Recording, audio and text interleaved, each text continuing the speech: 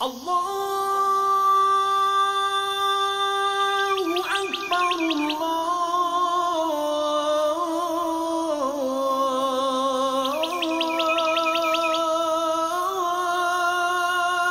Akbar.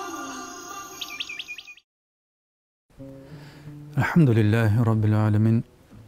Vessalatu vesselamu ala Resulina Muhammedin ve ala alihi ve sahbihi ecmaîn.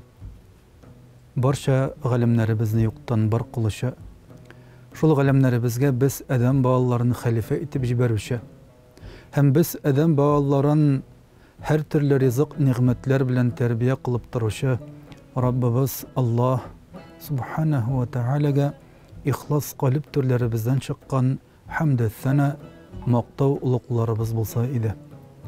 Biz bendelerge rahmet üçün deb jiberilmiş bulgan Peygamberimiz Muhammed Mustafa sallallahu aleyhi ve sellem'ge, onun ehli beytine, sahaba kiramlarına, hem de Peygamberimizge kıyamet günlerine kadar izilikte yarışlarımızga ihlas köngül taraflarımızdan erişken salavat şeriflerimiz, selam dağlarımız bulsa idi.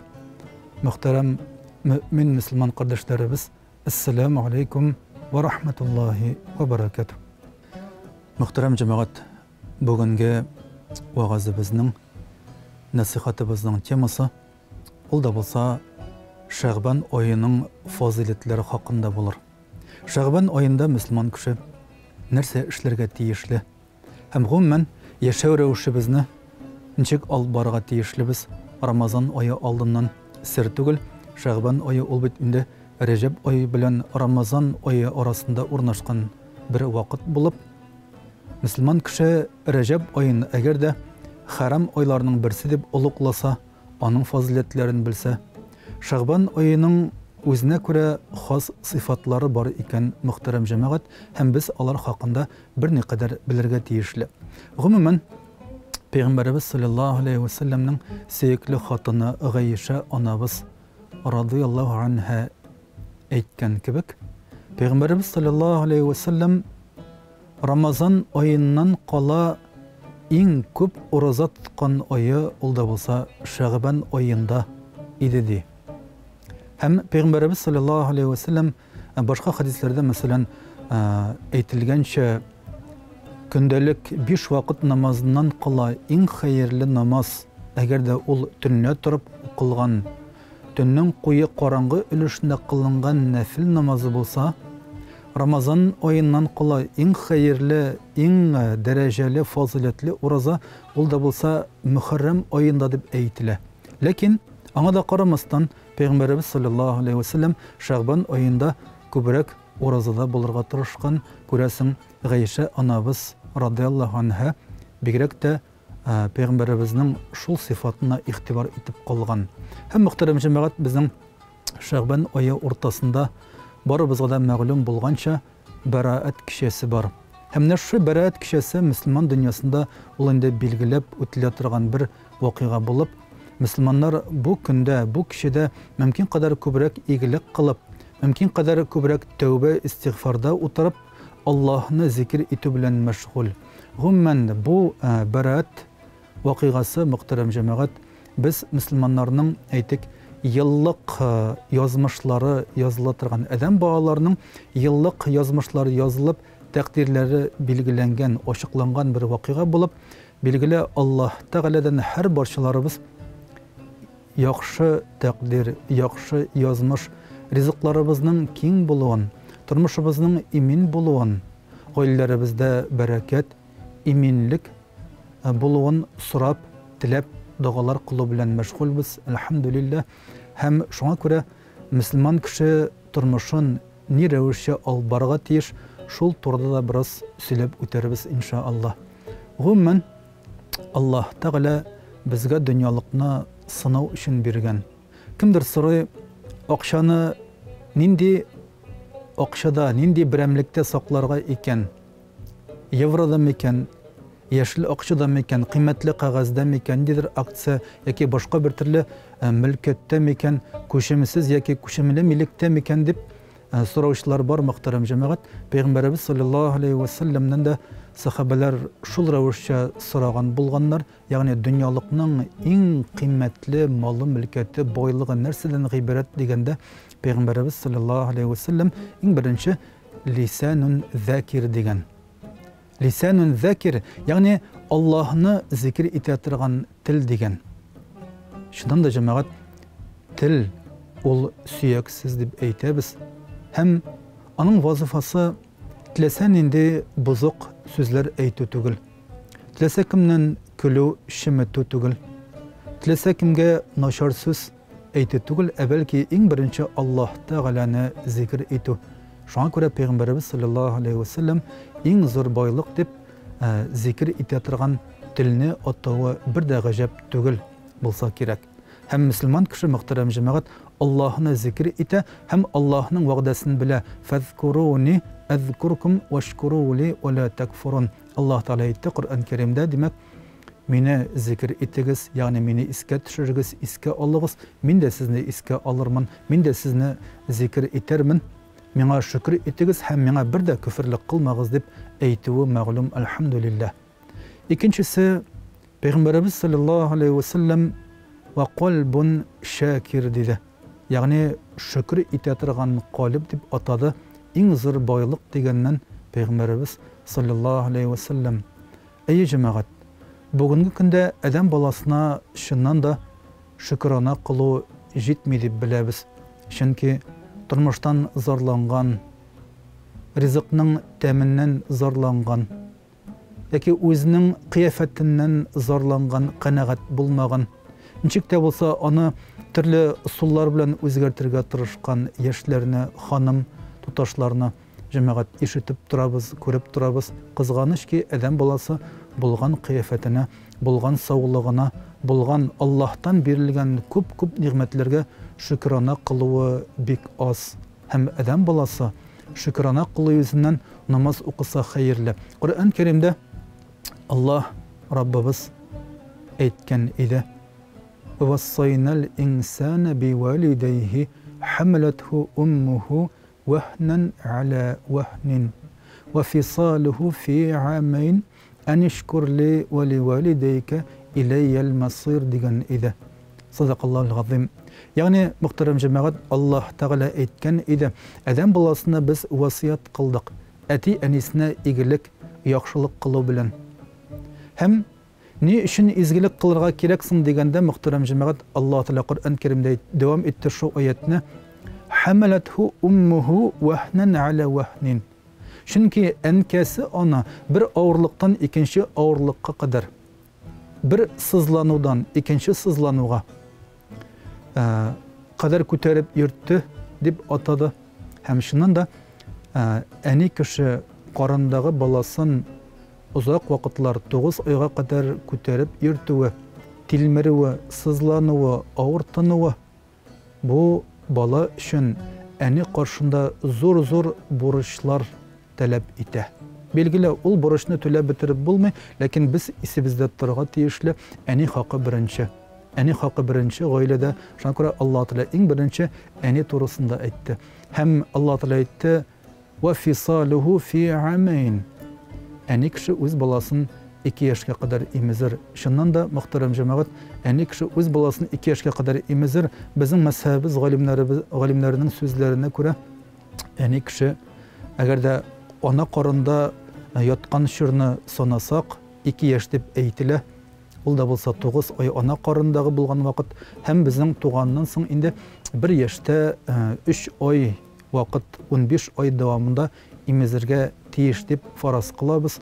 Шуңа күрә әни кеше сөте белән баласын тукландырса иде, чөнки бу инде исбатланган, дәлилләнгән bir яктан иң күркәм ризык, иң хәерле ризык, бала өчен файдалы булган ризык, һәм икенче яктан әни кешенең тәүфигы, әни кешенең холкы, фигыле күрәсең балага үтеп керә, һәм халкыбызда юкка гына әйтелмәгән, шуның өчен дә ана сөте белән кермәгән, тана сөте белән кермәс дип әйтеп калдырганнар борынгылар. Һәм Аллаһ Тәгалә Коръән Кәримдә әйтә: "Анишкурли ва ливалидайка илайял масир." Аллаһ Тәгалә әти-әниегезне хөрмәт итәргә васият кылдык, дип аңлатып күрсәткәннән соң, миңа шөкер итүегез һәм әти-әнкәгезгә шөкер итүегез өчен дә. Суфиян бин Уяйна исемле улуг галимнәребездән берсе мөхтәрәм җәмәгать әйтеп калдырган. Аллаһ Тәгаләгә шөкер итү ни рәвешчә була дигәндә, ул 5 вакыт намаз уку дигән. Аллаһка шөкер итү ул 5 вакыт намаз уку дигән сүз дигән. Инде әти-әниегезгә шөкер итүегез дип әйтә Аллаһ Тәгалә. Суфиян бин Уяйна хәзрәтләре әйтә, бу инде әти-әнигә кылына торган хәйр дуга ди. Әти-әнине дуга белән искә алу. Безнең Әбу Ханифа хәзрәтләре әйтеп үтүенчә, һәр намаз сайын мин әти-әнкәмә дуга кылам һәм устазым Хәммәткә дуга кылам дип әйтеп калдыруы билгеле безнең улуг галимебезнең һәм имамыбыз әйтә мөхтәрәм җәмәгать, хәтта ди аягымны кыйблага сузып утырмаган шикелле, устазым Хәммәтнең өенә таба да аякны сузарга шикләнәм ди. Аякны сузганым юк, хәтта устазымның өенә таба дип әйтә. Карагыз, устаз кешегә нинди мөгамәлә, нинди ихтирам, нинди хөрмәт.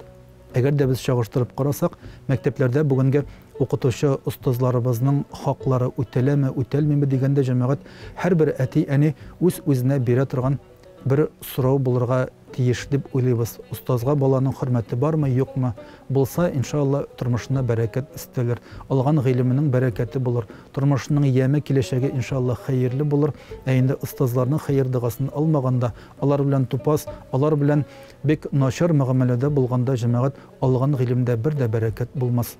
Инде шуның шикелле устазга шул кадәр хөрмәт каралган икән мөхтәрәм җәмәгать динебездә, әти-әнигә никадәр зур хөрмәт булырга тиешлесең, уйлап карыйк әле. Шуннан да мөселман кеше һәр көн Аллаһ биргән һәр бирелмеш көнне, һәр бирелмеш атнаны, вакытны, мизгелне Аллаһка гыйбадәт белән, һәм дә 5 вакыт намаз белән, һәм дә әти-әнигә дуга белән тормышы үрелеп барып шулай үтә торган булса, иншалла бәрәкәте арта торган була икән. Һәм мөхтәрәм җәмәгать, Пәйгамбәрбез саллаллаһу алейхи ва саллям беренчесе димәк лисанун закир, ягъни Аллаһка, Аллаһ Тәгаләне зикр итә торган тел дип атады зур байлыкны. Икенчесе ва калбун шакир, ягъни шөкр итә торган калб диде. Һәм өченчесе ва зәүҗәтун муъмина тугни аля иманиhi. Ягъни мөминә булган хатын диде. Иренең иманына гел ярдәм итеп торыр. Иренә иманлы булырга, иренә динле булырга, акыллы, тәүфиклы, мәрхәмәт, шәфкатьле булырга һәр вакытта ярдәм итүчән булыр. Хәйр дугада булыр. Һәр вакытта булышырга тырышыр. Теле белән, сүзе белән, гамәле белән аны һәр вакытта канатландырырга, иренә һәр вакытта яхшы сүз белән эндәшергә тырышыр мөхтәрәм җәмәгать. Менә шундый хатыннарның Аллаһ каршында дәрәҗәләре искиткеч зур икән. Шуннан да әгәр дә без моны белә торган булсак, синең хатының, синең җәмәгатең, хәләл җифетең, әгәр дә инде ул Аллаһны таный икән, әгәр дә ул 5 вакыт намазда икән, әгәр дә ул хәләл белән харамны аера икән, балаларыңа хәләл ризыкны ошатырга тырыша икән, һәм сиңа инде bir алдыңа 5 артыңа төшкән кебек сине каршы Алла озатып кала икән, елмаюын бүләк итә икән җәмәгать. Аллаһ каршында иң зур бүләк, иң зур дөньялыкның зур нигъмәте дип беләбез. Әлхәмдүлилләh, мондый хатын кызны Аллаһ каршында. Шуңа күрә инде Аллаһ Тәгалә һәр гаиләгә иминлек, тынычлык, муллык, бәрәкәт, ир белән хатын арасына Алла Тәгалә һәр гаиләгә татлык, тигезлек, үлфәт, мәхәббәтен насип әйләсә иде. Мөхтәрәм җәмәгать, тормышта төрле сынаулар була. Һәм адәм баласы ул сынауларны сабырлык белән, ул сынауларны гыйбадәт белән үтә торган булса, иншалла җиңелрәк, иншалла уңайлырак булыр. Һәм Умму Сәләмә исемле хатын буйны соңыннан Пәйгамбәрбез саллаллаһу алейхи ва саллямның хатыны булуы белән мәшһүр, искиткеч зур гыйлем иясе булган, тәкъвалык иясе булган ханым. Аның дәрәҗәсе өммәтебездә зур.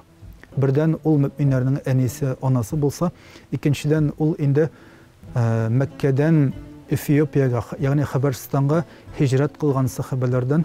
Ummu Salama'nın küplerimizge bilgili bulgança iri Ebu Salama ule vefat bula.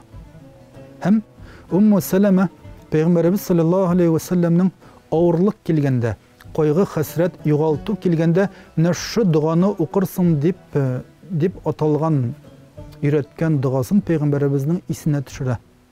En birinci iri ulgenden son biz küplerimiz eğitkenimiz kebek merhumelerimizin işitkende, kurganda eğitik, jinaza kurganda, top bulganda jinazaga inna lillahi ve inna ileyhi raciun de.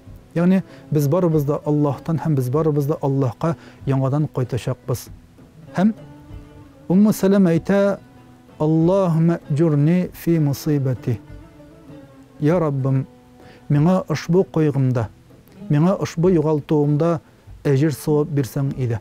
Yani Peygamberimiz sallallahu aleyhi ve sellem sahabelerine radıyallahu anhum şulay itip irete turgan bula.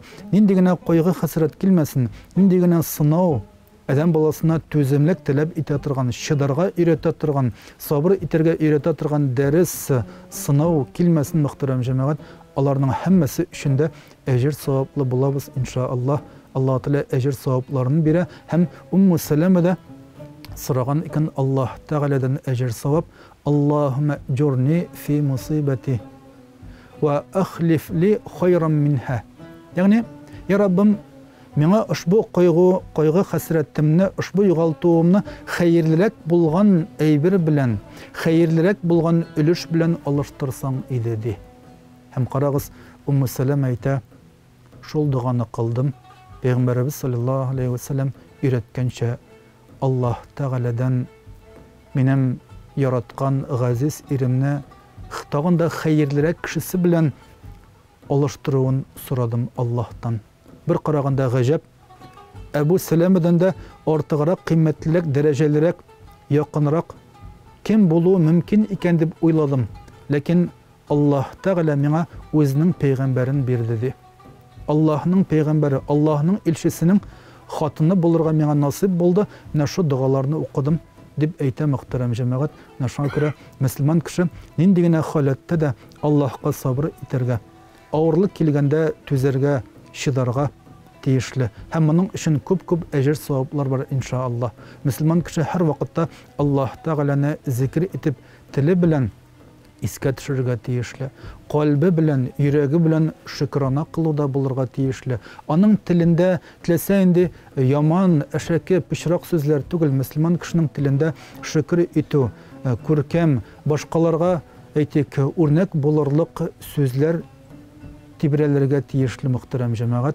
Hem küp kişiler Müslümanlarına qarı köre onlardan örnek ala yaki onlardan gıybret ala indi yaxşı örnek bulurga tırışsak idi. Gümmen Ramazan ayın Müslümanlar bizim ümmetimiz kadirli konakını kütüp algan şekilde zarıgıp indi ene kile mine kile dip savi bağlar indi konak kilgende neçe gün kaldı dip bilgilep bargan şekilde savi bağlar konak kilgende özlerinin vazifaların, işlerin, şugullerin, uңышларын күрсәтергә атлыгып, шатланып, ümitlenip kütüp durgan şekilde biz de muhterem cemaat Ramazan ayın şatlanıp, ümitlenip kütüp durabız. Elhamdülillah. Hem şu Şaban ayı bizim Ramazan ayın kütüp durgan vakitimiz. Şaban ayında kimdir belki jemişler ala, kimdir belki başka türlü hastaların göre eytik iftarlar uzdıram dip niyetli, teravih namazlarına baram dip tırışa, aldan Kur'an'ın kaybir ayetlerin, kaybir surelerini okup, yangadan bir kat güzelli, yangadan bir kat okup çığa, yangadan bir kat tecvid kağıdelerin barlı isine düşüre, yaki qabatlı kişilerden, muallim ıstızlardan kengeş sırı, teki vakitte nişlerge Ramazan ayının hükümleri neşik dip, bütünsin irene gilim ala, demek ki Şaban ayı ol gilim ala tırgan. Ramazan'a nıklap ezelline tırgan bir vakit muhterem cemaat. Şuna göre Şaban ayın indi bir de gafillikte uzdurmasak idi. Şaban ayında bilgilik de etkenimşe, ol da bolsa beraat kişisi buluğu mağlum. Hem bunda indi Allah Teala'dan kileşegimizin nişik bolsa da yarı edip kul siltev gacab bulur idi. Şuna göre biz Allah Teala'dan hayırlı kileşek sırap, iminlik sırap, mulluk, bereket sırap, кылган гамәлләребезнең кабул булуын сорап, һәм тагында күп игелекләр кылырга өметләнеп, Шәгъбан аенда шундый хәзерлек, хәстәрлек белән уздырабыз, мөхтәрәм җәмәгать. Һәм Шәгъбан ае әйткәнемчә, шулай дәресләр ала торган вакыт икән. Мөхтәрәм җәмәгать, Шәгъбан ае безнең дөнья һәм ахират кыйммәтләрен чагыштыра торган вакытыбыз булып тора. Чөнки адам баласы сер түгел, ул иртән торып эшкә китә, кич белән эш аты өенә чабып кайткан шикелле гаиләсенә тынычлык табарга әйләнеп кайта, әлхәмдүлилләh. Ләкин шуның белән бер рәттән мөселман кеше ахират кыйммәтләренә зур игътибар бирергә тиешле. Аллаһ Тәгалә иң беренче ахират кыйммәтләре хакында әйтте. Аллаһ Тәгалә Коръәндә: "Вабтагhi фима атакаллаһу дарал ахира". Ягъни Аллаһ биргән ниғмәтләр, Аллаһ биргән мөмкинлекләреңне ахирәткә юнәлт диде. Ягъни мөселман кеше Аллаһ биргән ризык, Аллаһ биргән көч, куәт, саулык, сәламәтлек, Аллаһ Тәгалә биргән уңыш һәм башка төрле күп ниғмәтләрен ахирәткә таба юнәлтү хәерле. Моннан мурад нәрсә?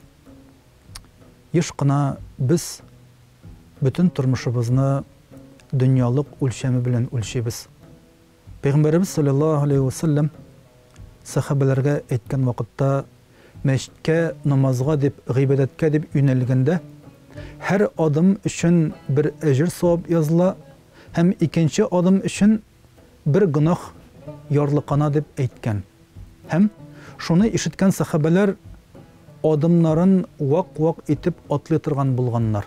Ягъни карагыз, мөхтәрәм җәмәгать, Аллаһ каршында мөмкин кадәр күбрәк әҗр савап язылсын дип, хәтта адымнарын кичерәйтеп атлый торган булганнар Аллаһның рәхмәте.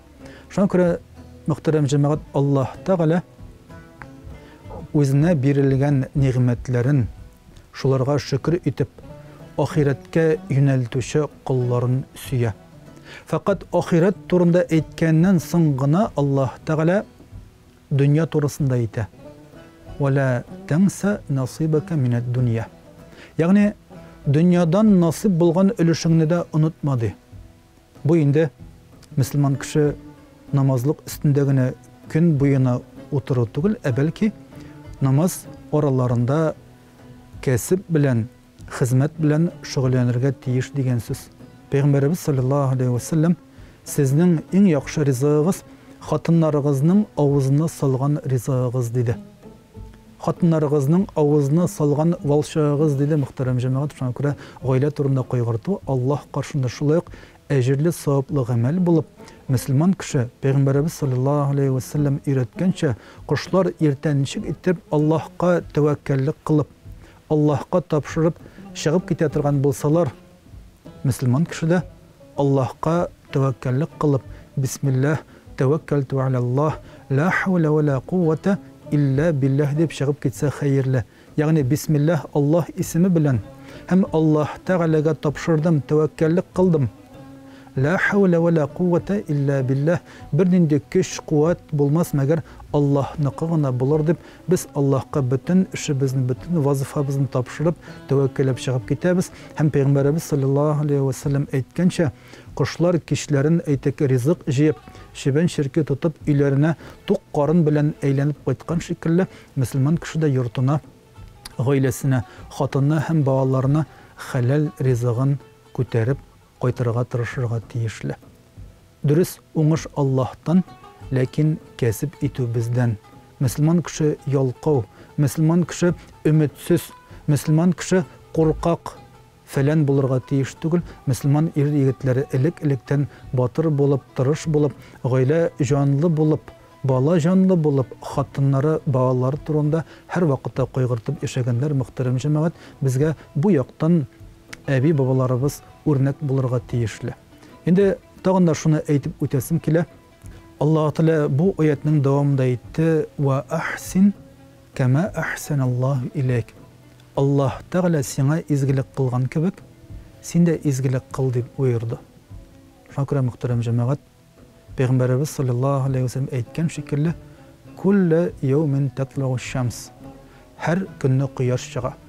Kıyaş çıkmagan gün yok. Allah Teala meşrikten çıkarıp mağribte batıra kıyaşını hem Müslüman kişi her günü sadaka kılırga tiyişli. Sadaka nerse ol degende hadislerde kelgençe muhterem cemaat yaxşı doğru sözünü söylew de ol sadaka. Kimgedir yaxşılıkны öğretu ol sadaka. İşlep tapkan akşamını fakir miskinlerge bir ölüşün yardım etip biru bu da sadaka. Hem Peygamberimiz sallallahu aleyhi ve sellem aytgancha, eğer de bütün narsa қолыңнан kelmese hiç yoğu günahtan tıyıl. Bir günahını niyetlegensin iken ondan tıyıl, bu da sadaka bulur deb aytdı Peygamberimiz sallallahu aleyhi ve sellem. Ve ahsin kema ahsanallahu ileyk. Allah Teala sana izgilik kılgan kebek sen de izgilik kıl. Allah Teala'nın bizge kılgan izgiliklerin sona bitirgisiz. Gözlerimiz göre, kulaklarımız işite, başlarımız, zihinlerimiz işli. Elhamdülillah, ayak kollarımız bilen yürüyüz, özümüz işke barabız, rizqimizni özümüz, kolumuz bilen Bismillah eytip aşıyız. Elhamdülillah, indi bütün kesip hizmetlerimizni özümüz başkarabız. Kıy vakitte ümitsizlikке, düşünkilikке birgen yigitlerimizge eytesi kile, hatta invalid bulgan babaylar, abiler, hatta invalid bulgan kolları, ayakları bulmagan kişiler de hemen yaşarga tırışa muhterem cemaat. Hemen yaşap bizge örnek gösterip, hemen kesibin özü kılırga tırışa kişi üstüne salınıp yatmay. Eti enkenin pensiyasına qarab yatmay. Belki özü buldurga tırışa hem köpten tölgüne internette bir videorolik göründü. İyegine baltasını kıstırıp, iyegi bilengine otun yaroşu bir kişi göstertildi muhterem cemaat. Şimdi iki kolu da yok. Bir kol bulsa yarar, iki kolu da yok. İyegine baltasını kıstırıp, şul iyegi bilen otun yara Allah'ın rahmeti. Yani la taqnatu min rahmetillah. Allah Teala aytdı. Allah Rabbimizin rahmetinden ümit üzmegiz. Ümitli bulık. Allah'ın rahmetine, Allah'ın rahim şefkatine erişirge tırışık. Peygamberimiz sallallahu aleyhi ve sellem adam balası özünün gameli bilen gine kirmez cennetke. Belki Allah'ın rahmeti bilen gine kirer dedi. Sahabeler soragan vakitte ya Resulullah sen de şulay Allah'ın rahmeti bilen gine kiresin mi degende Peygamberimiz sallallahu aleyhi ve sellem aytdı. Eyye min de baratik fakat Allah'ın rahmeti bilen gine kireşek min dedi. Allah Teala ilk günlerimizde tanışlık versin, isenlik, sağlık nasip eylesin, bağlarımız tevfikli bulsun, iyilikli bulsun, kıyamet gününde onlar için cevap bergende jingil revişe cevap verip, onlar bizning yüzlerimizge kızıllık getirmişe, din yolunda bulup, iyilik, merhamet, şefkat yolunda bulup, nesil ruhlarımızını matur etip devam etseler idi.